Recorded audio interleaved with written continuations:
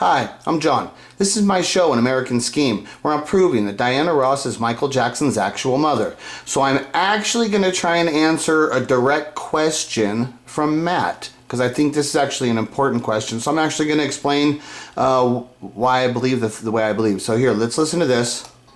I've seen you talking to other fans, and you actually said to more than one fan that a DNA test would not be enough evidence to prove you wrong.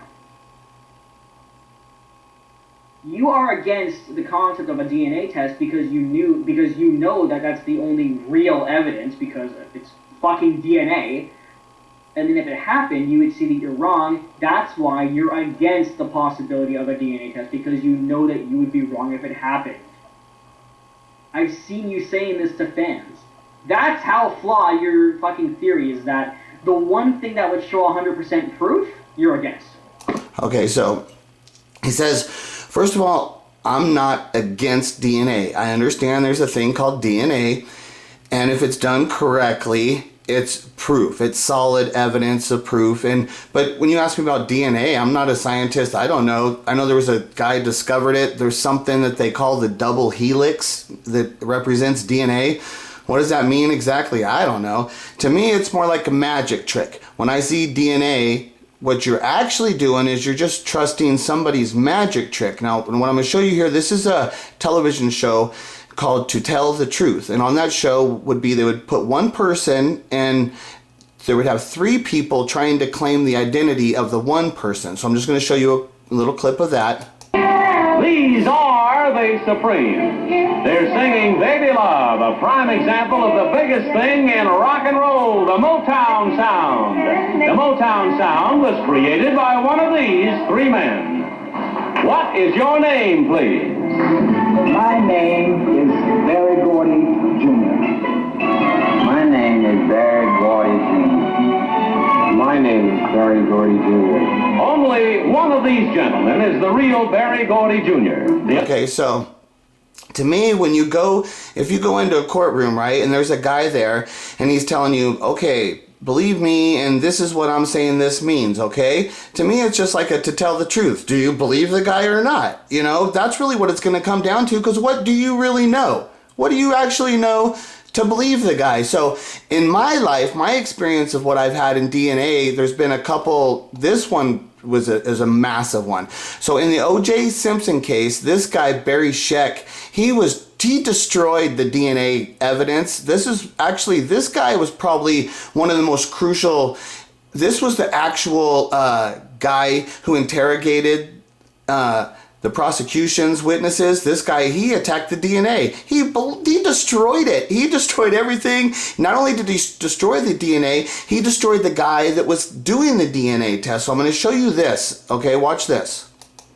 Is it your testimony that you took it upon yourself when swatching stain 30 on June 14th to disregard your previous instructions to get as much of the sample as you could because you decided that this stain wouldn't be a candidate for DNA testing?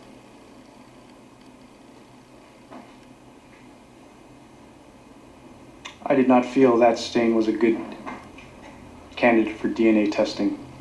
Okay, so right there what had happened was he said that the guy had given a note saying that there's blood on here, and it said take a test from that blood stain, right? He said that the guy's own notes had said, okay, I noticed there's blood, take a blood from there. And then when it came to it, the guy didn't. And then he says, and he gives an explanation, I didn't, there wasn't. But this is what I'm saying, it gets really tricky and really complicated about what they're actually doing and stuff. But then it even gets worse here. Now I'm going to show you. In this thing, there's some really crazy parts here. So here, watch this part here. If that's not you grasping the envelope with the prescription glasses with your bare hands, what, pray tell, is it? If we can always have the envelope printed, and if my fingerprints are on there, then it is. But I know that my fingerprints are not on that envelope.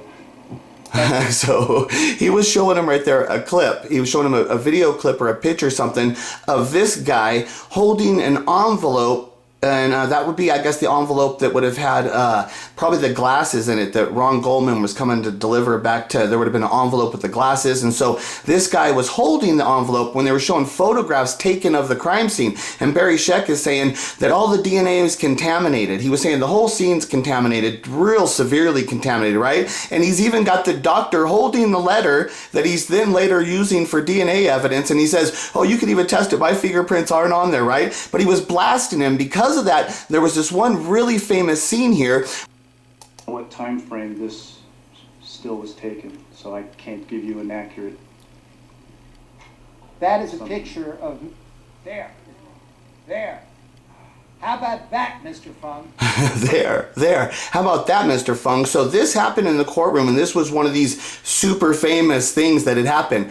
So Mr. Fung was saying, I never touched that envelope, or whatever. And then he showed him a picture of it, and he says, there, how about that, Mr. Fung? And then that was the other clip I had showed you there where Fung says, no, I never touched that. You can check it for my fingerprints, right? So this was just like, he was ripping him apart on the DNA evidence into the OJ case. There was contamination, plus he was contaminating the person who actually did the DNA investigation, okay? So I'm saying you have to trust that guy. Then you've got to trust that guy's work, that it's properly done, and you got to trust that there's no contamination and stuff. And so now I'm going to show you another example of a DNA. And now, I hate to show you this actual clip here, but I'm going to do it, and I don't think I'm doing anything wrong, and I'm actually going to give credit and stuff. So this piece of clip here, you can see it says courtesy of filmmam.com. Okay, so this footage is actually owned by somebody else. But I couldn't find that clip. I was looking for this clip, and I couldn't actually find it. But so I found the clip I was looking for, but it's in a Pearl Jr.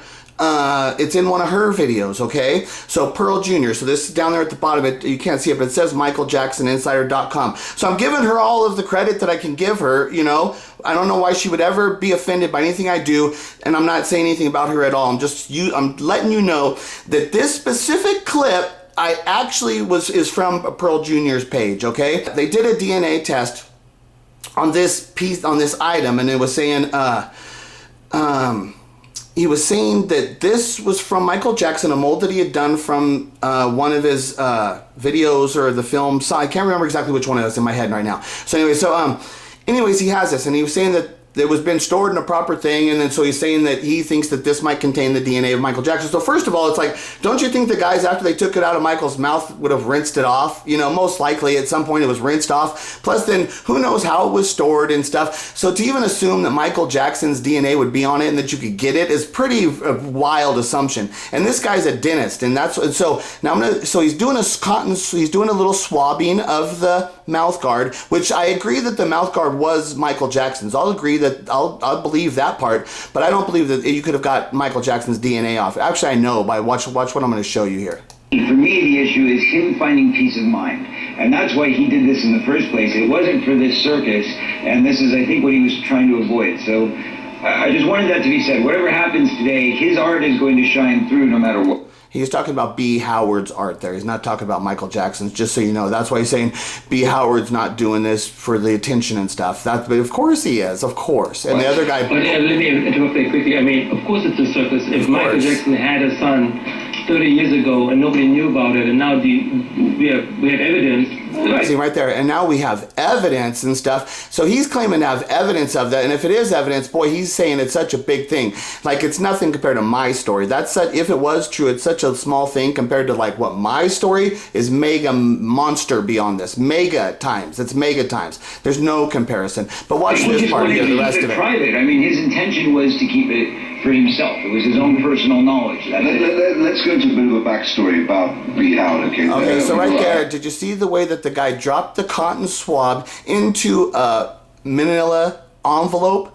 Okay, so this is supposed to be an official DNA test, right? So any official DNA test, any lab that I've ever seen, you would take that cotton swab and it would go into like a little plastic container thing that seals up, that came from a sealed container. You would drop it in there, be totally sealed, official. So he drops it into a manila envelope. Okay, who knows what's in that manila envelope, whose DNA is now contaminated, recontaminated again. So the BS of this even attempting to proclaim itself as some kind of valid form of a DNA test was so pathetic of an attempt. And look at who they've got. You know, they tried to have official things. We're all official DNA. And here's Corey Feldman officially and B. Howard. They're involved in this scam. Look at what they were able to do with this kind of scam with DNA. And so that's what I'm telling you. DNA is not what you guys think it is. I don't believe it, and to the point where I would have to trust the guy. I would have to understand where he got it from. I'd have to trust the guy. Then I have to trust of how he processed it.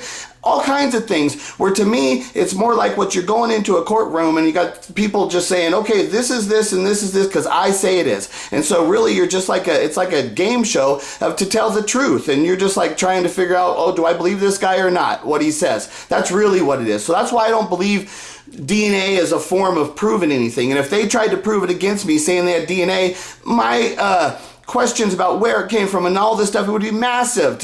I'm not just going to accept their proof. Oh, we got DNA. I'm not. Why would I accept any of that? Why would I just accept it? To me, it's just another person saying that. Where I've got evidence, like in a courtroom. None of them will. This is what I strongly proclaim, and I know that none of the Jacksons or any of them can sue me for slander or anything like that, because I know my story's true. So all the stuff I could say relating to Diana Ross, related to Motown and all the Jacksons and all that stuff, all the accusations I got against them, they can't sue me, because if they sued me, I would countersue them and take everything they got for trying to sue me for a story that's true. That's how they have no say in this. They cannot win this fight. That's how powerful I am and how knowing I am of what I am and what I've got. They have nothing here. I have all of the evidence, and I'd beg any of them to dare them to sue me and get me into a courtroom. I will destroy all of them and anybody who ever attempts that.